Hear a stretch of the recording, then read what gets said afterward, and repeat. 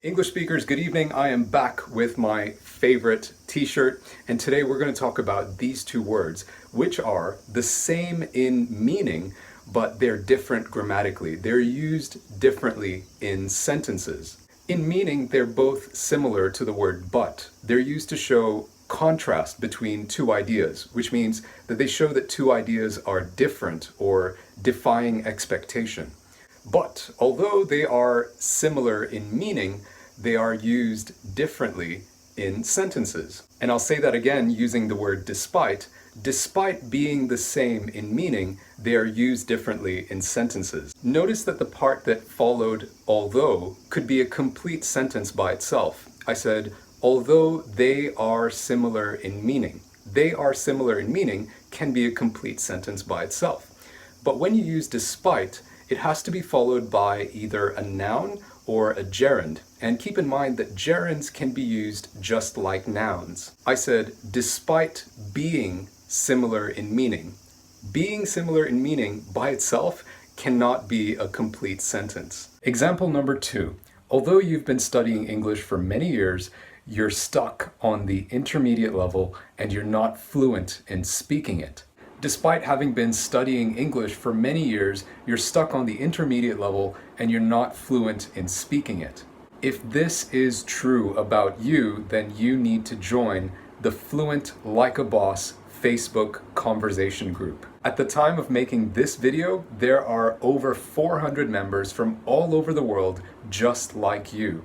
They want to practice using the English language to communicate with other people. For a limited time only, right now, it's free to join the group, but in the future, it's going to become an exclusive paid-only group. So don't wait.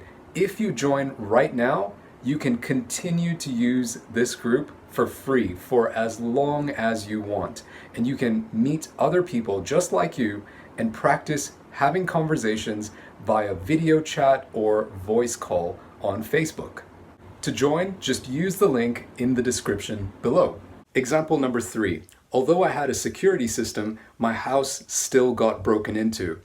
Despite having a security system, my house still got broken into. Now for the next 2 examples, I'm going to give you a bonus tip for how to use despite. I did say that you need to follow the word despite with a noun, right?